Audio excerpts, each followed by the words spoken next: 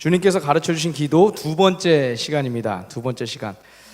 지난주에는 우리 누가복음에서 나왔던 그 주기도문의 그 첫 번째 구절, 이름이 거룩히 여김을 받으시오며에 대해서 우리 같이 함께 보면서 우리의 삶 가운데서 거룩한 삶을 향한 결단과 정리들이 있어야 한다라고 그렇게 말씀을 나눴습니다. 그래야만 하나님의 이름이 거룩히 여김받는다는 고백이 4차원적인 고백이 아닐 수 있기 때문이죠. 그래서 오늘은 주기도문의 두 번째 구절인 나라가 임하시오며 Your kingdom come 이라고 하는 그 구절을 우리가 보면서 우리에게 주시는 은혜와 도전들을 함께 나누려고 합니다. 지난주보다 화장이 좀 잘 된 것 같죠? 네, 오늘은 지난주보다 조금 더 신경을 좀 많이 썼는데 덜 발랐더니 이제 조금 이제 괜찮아진 것 같습니다.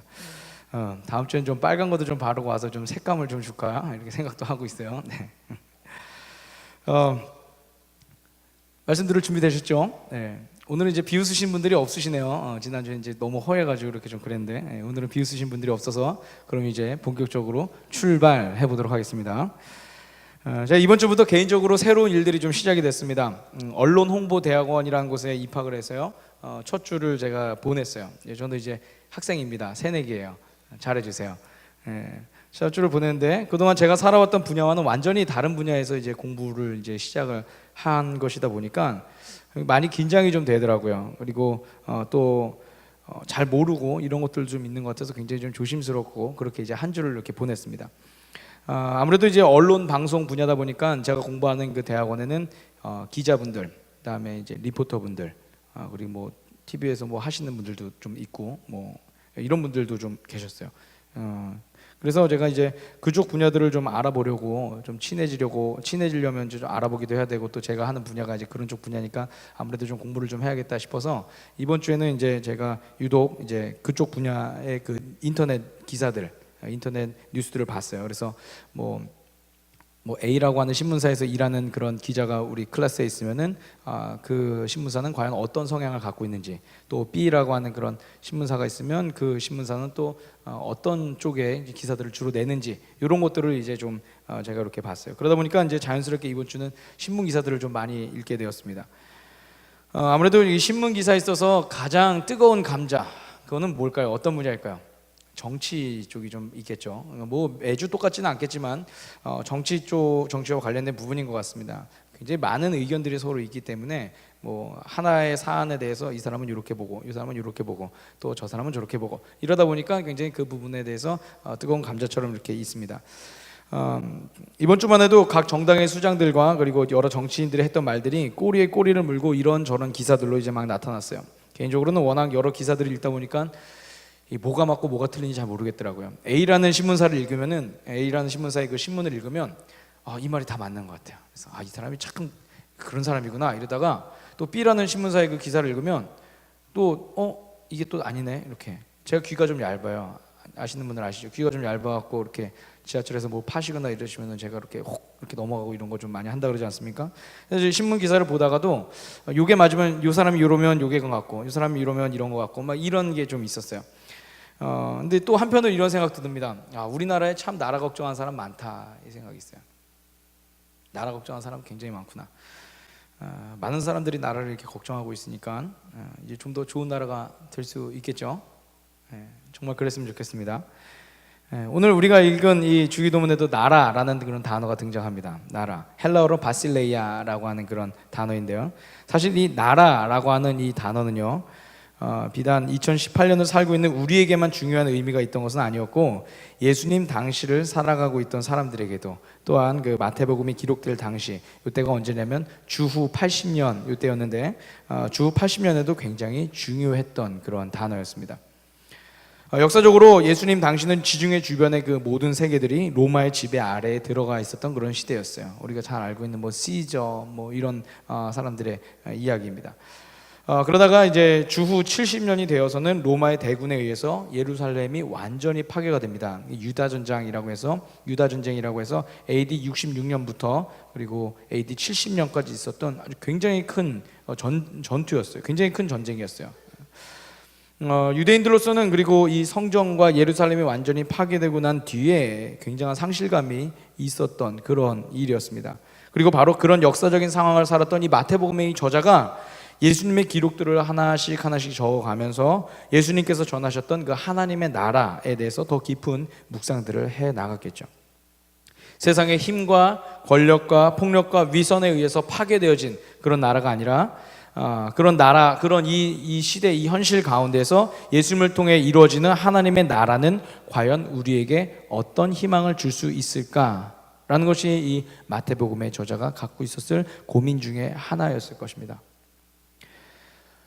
제가 말씀을 이해하기 위해서 좀 더 이제 마태복음에 대해서 설명을 드리면요, 마태복음은 수신자, 그러니까 이 마태복음을 읽었을 사람들, 마태복음이 이제 대상을 기록을 할 때 어떤 대상을 염두에 두고 했겠죠. 예를 들어 제가 지금 이 상황에서 설교문을 쓰면은 청년들이 이 설교를 들을 거니까 청년들을 염두에 두고 이 설교문을 쓰는 거랑 똑같이 이 마태복음의 저자도 그런 것들을 염두에 두고 썼던 그런 것들이 있습니다. 자기가 속한 공동체가 있었던 거죠. 예수님의 이야기를 들어야 됐을 공동체. 그 공동체는 누구냐면 유대인들이었어요. 유대인들이나 아니면 적어도 유대의 가치관을 잘 알고 있었던 이 사람들을 수신자로 두고서 이제 메시지를 기록을 합니다. 그런데 이 저자는 이 유대인들이 중요시하고 기준으로 삼았던 그 가치들에 대해서 하나님 나라의 가치들로 계속해서 반박하시는 예수님, 그 예수님의 메시지를 굉장히 잘 정리해요. 그래서 이 마태복음은요, 노트 정리를 굉장히 잘한 그런 학생의 그 기록과 같이 아주 체계적으로 그리고 주제에 잘 맞게 정리가 되어 있습니다. 그래서 여러분들 처음에 신약 성경 읽으실 때 마태복음 읽으시면 굉장히 이해가 좀 빨라요. 예수님이 이래서 이 순서대로 이렇게 갔구나, 이렇게 이제 이해가 빠릅니다. 그런데 그 말씀들은 우리가 잘못 이해하는 것처럼 추상적이거나 교회 중심적인 말씀은 아니었습니다. 오히려 그 말씀들은 그들의 삶에 굉장히 실제적인 변화를 촉구하고 있어요. 굉장히 실제적인 변화들을 위해서 그 말씀들을 적었다는 것입니다. 이를테면 행복에 대한 가치 변화, 그리고 분노와 음욕과 이혼과 맹세에 대한 것, 그리고 원수를 대하는 태도, 자선 행위와 기도, 금식과 염려, 남을 판단하는 문제 등 당시 그들의 삶 속에서, 그리고 어쩌면 오늘 우리의 삶 속에서도 일어나고 있던 그런 실제적인 문제들에 대해서 사람들이 어떤 것들을 놓치고 있었는지를 보여주고 있다는 것이죠. 사랑하는 여러분, 그렇습니다. 성경이 말씀하는 하나님의 나라라고 하는 이 개념은요, 굉장히 실제적인 개념이지 결코 추상적인 단어가 아닙니다. 여러분, 예수님의 삶을 보아도 그렇지 않습니까? 그분께서 하나님의 나라를 설명하시면서 사용하셨던 방법이 있어요. 그 방법이 뭘까요? 그 방법은 바로 비유였습니다. 비유. 그런데 이 비유들을 하나씩 살펴보면요, 21세기를 사는 우리들에게는 다소 거리가 있는 그런 비유일 수 있습니다. 그리고 또 지형적으로도, 그리고 지리적으로도 저희와 굉장히 많은 차이가 있기 때문에 우리는 예수님의 비유를 듣고선 이게 무슨 소리인가 이렇게 생각을 하겠지만, 당시 이스라엘에서 살고 있었던 이 이스라엘 사람들, 이 유대인들에게는 굉장히 가깝게 다가오는 그런 내용이었다는 거예요. 이를테면 제가 여러분들에게 오늘 설교를 하면서 TV 프로그램, 요즘에 나오는 그 TV 프로그램 하나를 인용하는 것과 같은 그런 것처럼 이 예수님의 그 비유는 그 당시 유대인들에게 있어서 굉장히 실제적인 그런 내용이었다는 것입니다. 오늘날 이단들이 이야기하는 이상한 의미를 담아서 말씀하신 그런 것이 아니라는 거예요. 완전히 현실적인 그런 내용이라는 거예요. 이스라엘 사람들이 그 당시 사용하고 경험했던 일들을 비유라는 방법을 통해서 하나님의 나라를 실제적으로 이야기하셨다는 것입니다. 뿐만 아닙니다. 예수님께서는 당신의 사역을 통해서도 그런 것들을 우리 가운데 증거해 주십니다. 억울했던 이들의 마음이 풀어지고, 그리고 병들어서 버림받았던 이들이 치료받고, 그리고 그들이 주목을 받게 되고, 약한 자들에게까지 능력이 나타나는 이 일들이 예수님의 삶을 통해서 실제적으로 일어났던 것이죠. 로마로 상징된 힘과 권력, 그리고 종교 지도자들의 위선이 지배하는 나라가 아닌 하나님의 사랑과 자비와 정의가 있는 그곳이 바로 예수님께서 말씀하시고 보여주신 실제적인 하나님의 나라라는 것이죠. 4차원의 어느 나라, 미래의 우주선과 같은 것들이 이렇게 쭉 와갖고 지구에 도착하는 그런 나라가 아니라 실제적으로 우리의 삶 속에서 오늘 이 시간에 이루어져야 되는 그 나라로 예수님께서 하나님의 나라를 소개한 겁니다. 자, 이쯤에서 우리도 스스로 돌아봐야 될 것은, 우리도 하나님의 나라에 대해서 수없이 들으면서 그것에 대해서 신앙적인 관념으로만 생각하고 있지 않은가 하는 것이죠.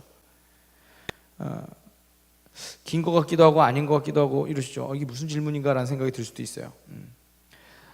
그런데 이 질문은요, 교회를 열심히 다니는 것과 세상을 변화시키는 것에 대해서 전혀 별개의 일들이라고 생각한다면 여러분 모두도 하나님의 나라에 대해서 약간은 4차원적으로 생각하고 있는 거다라고 그렇게 진단하시면 맞습니다. 마치 제가 먼 미래에 이루어질 어떤 그 나라 그렇게만 생각한다는 거예요. 이것은 비단 우리 시대만의 그런 문제는 아니었습니다. 우리만 하나님의 나라와 우리의 삶을 동떨어뜨려서 이렇게 생각하는 그런 문제는 우리 시대만의 문제는 아니었습니다. 20세기 중반 그 나치 독일 시절에 그 탁월한 신학자였고 목회자였던 디트리히 보네퍼라는 그런 목사님이 계세요. 이 목사님의 설교집 중에 이런 설교가 있습니다. 교회가 세상의 소망을 말할 수 있을까? 이거예요. 제목만 봐도 뭔가 의미심장하지 않습니까? 교회가 세상의 소망을 말할 수 있을까? 그 설교를 보면요, 그 당시에도 우리와 같은 생각을 가진 그리스도인들을 향한 보네퍼 목사님의 그 지적이 있어요. 교회 안에서만 있는 그런 그리스도인들이죠. 교회 안에서 기도만 하다가 뭔가 달라지겠지 이러고 이제 막연하게 생각하고 있는 그런 그리스도인들. 이분이 이제 골로새서 3장 1절에서 4절의 그 말씀을 갖고 이 설교를 하셨는데, 설교 초반부에는 위의 것을 찾으라에 대한 이 세상 사람들과 그리스도인들의 그 오해를 먼저 설명을 합니다. 그리고 난 뒤에 설교 본론에 들어와서 그것에 대한 이런 해석을 내놓아요. 우리 말씀 같이 한번 설교문을 제가 옮겨왔습니다. 보여주시겠어요? 제가 읽어볼게요. 우리 그리스도인이 몽상가나 헛된 망상가가 아님을 세상에 증명할 수 있느냐에 따라 아주 중요한 것이 결정됩니다. 우리가 사물이 이미 존재해 온 그대로 무심하게 내버려 두지 않음을, 우리의 믿음이 결코 불의한 세상 한가운데서 그냥 만족해 버리고 마는 마약에 취한 상태와 같지 않음을 증명할 수 있는 힘이 있어야 합니다. 우리가 위의 것을 추구하기에 더욱더 끈질기게 목적을 향하여 이 세상에서 항거하고 있으며 어떠한 대가를 치르더라도 앞으로 나아가기 위해 말과 행동으로 항거하고 있음을 증명할 수 있어야 합니다. 이렇게 이분이 이제 설교하셨어요. 그리고 이분은 실제로 그렇게 사셨습니다. 그래서 히틀러의 끝까지 반대하다가 히틀러에 의해서 죽임을 당하게 되죠. 사랑하는 여러분, 주님께서 우리에게 말씀하신 하나님의 나라는 오늘 내 안에서 실제적으로 이루어져야 하는 그런 것인데, 그것은 종교의 행위만을 갖고서 나타나는 것은 아닙니다. 위의 것을 추구한답시고 마약에 취한 것처럼 이 세상을 두리뭉실하게 이렇게 살면서 이뤄내는 것은 아니라는 말이에요. 만약 그랬다면 예수님께서 주기도문을 가르치시기 전에 선지자들의 기도, 위선자들의 그 기도, 예수님께서 이 마태복음에서는 이 주기도문의 기도를 위선자들의 그 행위를 비판하는 그 다음에 이 주기도문의 기도를 위치시키시거든요. 그 위선자들의 기도를 비판하지 않으셨겠죠. 그냥 그들이 하는 것을 잘 따라하라고 그렇게 하셨을 것입니다. 바리새인들이 하는 대로 그대로 해, 아니면 대제사장들이 하는 대로 그대로 해, 그렇게 예수님이 말씀을 하셨을 거예요. 그대로만 해, 그냥 너네 그냥 교회만 잘 다녀, 그렇게만 해, 이렇게 예수님이 말씀하셨을 거예요. 그러면 하나님의 나라를 경험할 것이다, 그렇게 예수님이 말씀하셨겠죠. 그런데 예수님께서 원하시는 것이 그것만은 아니었습니다. 종교적 행위와 삶의 가치관이 따로 움직이는 것이 아니라 하나님의 나라의 가치관 속에서 그것들이 실제적으로 변화될 것, 이것을 예수님이 촉구하셨던 것이죠. 막연히 종교적인 행위로 하나님의 일을 다 했다 말하지 말고, 우리도 주님께서 하신 것처럼 가난한 자들을 향해서, 병든 자들을 향해서 다가가고 축복하고 그렇게 세상의 아픔을 만질 수 있는 그런 사람이 되라고 말입니다. 이것이 하나님의 나라라고 말이죠. 할렐루야. 그것이 하나님의 나라라고 예수님께서 그렇게 말씀하세요. 입으로만 말하는 것이 아니라 삶으로, 실제적으로 주님의 나라가 너희 가운데서 있어라 라고 말씀하신 것, 이것이 예수님께서 우리 제자들에게, 우리들에게 주시고자 했던 그런 말씀입니다. 자, 그렇다면 제가 오늘 설교에서 계속 실제적이라는 단어를 계속 사용하고 있는데, 오늘 우리의 삶에서 하나님의 나라는 그럼 어떻게 실제적으로 이루어질 수 있을까요? 어떻게 실제적으로 우리 안에서 하나님의 나라를 실제적으로 이뤄낼 수 있겠습니까? 이런 질문이 이제 들 수가 있어요. 기도하지 말까요? 이렇게 오해하시면 안 돼요. 찬송하지 말까요? 교회 오지 말까요? 이렇게 오해하시면 안 돼요. 당장 문 밖을 뛰쳐나갈까요? 이것도 이런 얘기도 아닙니다. 아주 본질적인 내용 한 가지를 말씀드릴게요. 본질적인 내용을 말씀드리면 여러분들 안에서 그것들에 맞춰서 이제 적용을 해 나가시면 될 것 같습니다. 어떻게 우리 삶 가운데서 실제적으로 하나님의 나라가 이루어질 수 있는가? 그것은 바로 세상의 거짓된 가치관으로 점철된 내 삶을 예수님께서 알려주신 하나님 나라의 가치관으로 바꿔나감으로써 가능해질 수 있습니다. 그런데 그 싸움은 결코 낭만적이진 않아요. 이제 내가 하나님 나라의 가치관으로 바꿔야지 이렇게 생각하고서 낭만적으로 이렇게 할 수 있는 것은 아니에요. 단순히 위의 것을 바라본다라고 하는 이 개념을 4차원적인 하나님의 나라라는 그런 개념을 갖고서는 불가능하다는 것이죠. 왜냐하면 내 삶의 끝없는 욕망들이 우리로 하여금 땅의 것들, 세상의 가치들에 더욱 매력을 느끼게 하고 그것들을 추구하게 하기 때문에, 이 세상이 더 좋아라고 그렇게 하기 때문에, 그래서 자칫 입으로는 우리가 하나님의 나라를 계속해서 말하면서 살고 있는 것 같은데 실제 삶에서는 하나님의 나라와 상관없는 것들을 가득 안고 살기도 한다는 것이죠. 잠시 10초 동안의 시간을 드리겠습니다. 여러분, 지난 한 주 동안 어떤 말들을 많이 하고 사셨습니까? 시작.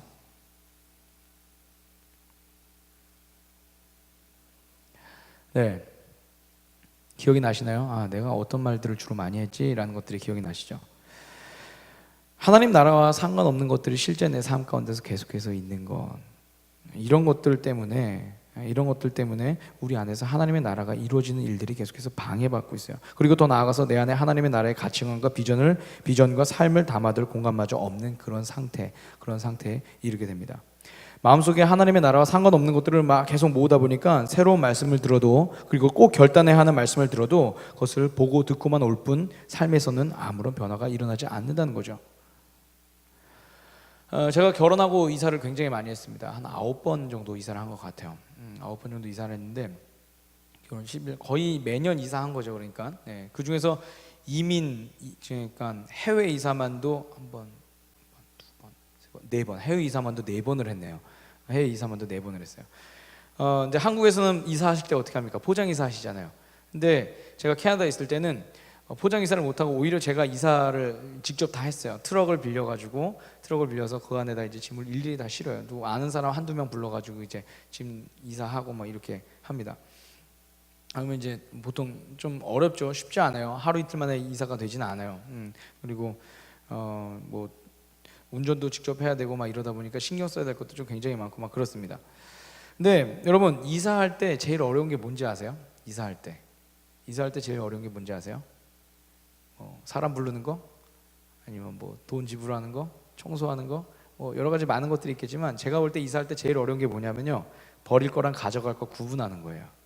버릴 거랑 가져갈 거. 어느 정도냐면 의자 하나 이렇게 두고서 저걸 가져갈까 말까 한참 고민하는 거죠. 저거를 가져가야 되나 말아야 되나. 그리고 나서는 한참을 고민하다가 그 트럭에다가 넣었다 뺐다 하다가 결국은 가면 어디 가서 쓰긴 쓰겠지 이러고서 이제 집어넣고 갑니다.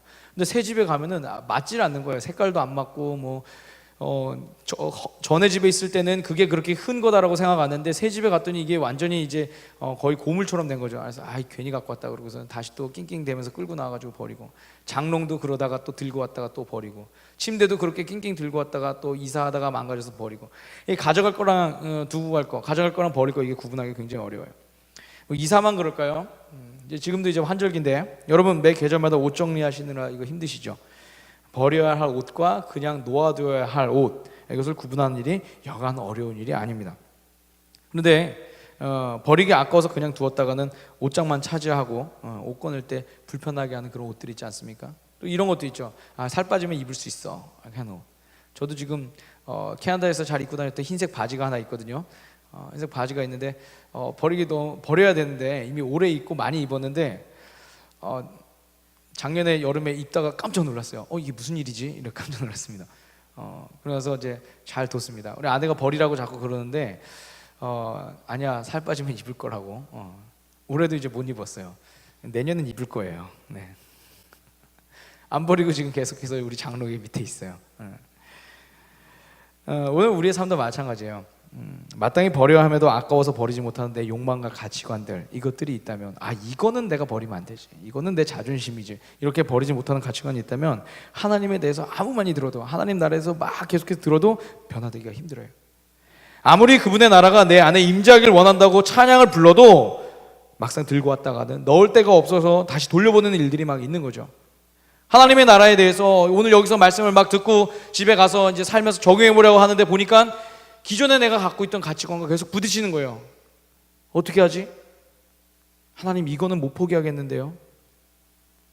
그냥 다 잠시 하나님의 나라를 뒤로 밀어두겠습니다. 이런 일들이 있다라는 거죠. 그래서 오늘 내 삶 가운데 버려야 할 세상의 가치관들을 버리고 욕망을 버리고 하나님 나라가 임할 공간을 만들어야 되는 것. 이것이 오늘 우리 가운데 아주 시급한 일이다라는 것입니다. 그리고 그 일을 위해서 예수님은 하나님의 나라가 가까이 왔다라고 그렇게 복음의 메시지 그것을 선포하시기 이전에 회개하라라는 말씀을 먼저 전제하고 계세요. 회개하라. 여러분 회개가 뭡니까? 그 말이 담고 있는 의미는 바로 내 마음속에 하나님 나라와 상관없는 것들을 비워내라 이거죠. 비워내라. 그것들을 다 치워버려라 이거예요. 그래야만 하나님의 나라들로 채워갈 수 있으니까. 그래야만 오늘 우리 삶 가운데서 꼭 넣어야 될 것, 꼭 가져야 될 것들을 우리 삶에서 위치시킬 수 있으니까. 할렐루야. 우리 마음을 좀 같이 돌아봤으면 좋겠습니다. 이번 시리즈를 준비하면서 제가 김영복 목사님의 가장 위험한 기도 주기도라는 책을 이제 같이 보았습니다. 지난주에도 제가 잠시 소개를 해드렸었죠. 그 책에서 그 윌버 리스라고 하는 그런 작가의 $3어치의 하나님, $3 worth of God이라는 그런 시가 있어요. 그 시를 이제 이 목사님이 이제 번역을 하셨는데 함께 나누고 싶어서 제가 읽어드리겠습니다. 음악 주시겠어요? $3어치의 하나님이에요. 나는 $3어치만 하나님을 사고 싶습니다. 제발. 나는 주님의 작은 일부만을 사고 싶습니다. 내 영혼을 깨뜨리지 않을 정도만, 수면을 받지 않을 만큼만, 내 인생이 사로잡히지 않을 만큼만, 따뜻한 우유 한 잔만큼이면 됩니다. 내 죄책감을 조금 누그러뜨릴 만큼이면 나는 $3어치만 하나님을 사고 싶습니다. 호주머니에 넣을 만큼의 사람이면 충분합니다. 흑인을 사랑하도록 만들 정도라면, 혹은 이민자들과 사탕 물을 주우러 다니게 할 정도라면 곤란합니다. 내 마음을 바꾸지 않아도 될 정도만, 시간이 날 때 교회에 가고 싶은 마음이 들 정도만, 햇볕을 받으며 낮잠을 즐길 수 있을 정도면 됩니다. 나는 변화를 원하는 것이 아니라 황홀경을 원합니다. 다시 태어나는 것을 원하는 것이 아니라 모태에 머물러 온기를 즐기며 지내기를 원합니다. 나는 영혼의 500g만 사서 종이 봉지에 담아들고 싶습니다. 그 이상을 사야 한다면 무르고 돈을 되돌려 받겠습니다. 나는 $3어치만 하나님을 사고 싶습니다. 제발. 그중 일부는 굳은 날을 위해 숨겨두렵니다. 사람들이 알아차릴 정도로 내 안에 심한 변화가 일어나지 않도록 어떠한 책임도 느끼지 않을 만큼만, 사람들이 나를 보고 괜찮은 사람이라고 여길 정도만. 이렇게 $3어치만 하나님을 살 수는 없을까요? 제발. 사랑하는 여러분, 혹시 우리 안에도 하나님을 위한 공간은 고작 $3어치, 3,000원 정도 되는 그만큼만 존재하는 것은 아닐까요? 아주 간신히 일주일에 한 번 하나님과 이 이야기를 터놓을 공간, 그거 하나 간신히 마련해 놓고서 다 했다고, 나는 하나님에 대한 책임을 다 했다고. 여러분 혹시 우리는 이렇게 살고 있지는 않을까요? 우리가 겨우 그 정도를 유지하면서 하나님의 나라를 말하다 보니까 말은 계속해서 거창해지고 하나님의 나라에 대해서 듣기는 하고 말하기는 하고 누군가에게도 계속해서 전하기는 하는데 우리의 삶은 계속해서 답답해져 가는 거겠죠. 만일 이렇게 한번 생각을 해봤으면 좋겠어요. 만일 하나님의 마음 가운데 $3어치만 우리가 있다고 한번 생각해 보세요. 하나님이 우리를 $3어치만 하시는 거예요. $3어치만 사랑하는 거죠. 그러면 아마 다들 이럴 겁니다. 하나님 절대 그러시면 안 된다고. 어떻게 하나님이 나한테 그럴 수 있냐고 노발대발하면서 막 그럴 겁니다. 그런데 하나님은 그러면 안 되고 우리는 수시로 그러는 그런 상황. 여러분, 우리는 언제쯤 이 잘못된 쳇바퀴를 탈출할 수 있을까요? 사랑하는 여러분, 오늘 우리의 삶을 좀 돌아봤으면 좋겠습니다. 우리 삶 속에서 하나님의 나라, 하나님의 마음, 하나님의 가치관이 들어와야 하는 것은 알고는 있는데 그 일을 방해하는 또 다른 나의 죄된 성품들, 그리고 잘못된 습관들, 세속적인 가치관들은 무엇인가 말이죠. 그것들을 포기하지 못해서 우리 삶에서 일부만 하나님의 것이고 나머지는 내 마음대로 살아가려고 하는 그런 나의 모습이 있지 않습니까? 그래요. 주일은 하나님의 것입니다. 그런데 남은 6일은 내 거예요. 하나님 주일 2시간은 하나님의 것입니다. 그런데 남은 모든 시간은 내 거예요. 하나님 11조는 하나님의 거예요. 그런데 나머지는 내 거예요. 내 마음대로 할 거예요. 이번 한 주간 우리 마음속에 가을맞이 대청소를 좀 한번 했으면 좋겠어요. 아무리 좋아 보여도 그것이 하나님의 것과 상관없다면 그것들을 좀 버리고, 아무리 오랫동안 갖고 있던 것이라 할지라도, 애지중지 내 마음 가운데서 품고 있던 것이라 할지라도 그것이 하나님의 나라에 방해가 된다면 과감히 그것들을 치워버리는 그런 노력들, 그런 삶의 결단들이 저와 여러분들의 삶 가운데 있길 주님의 이름으로 축원합니다. 아멘.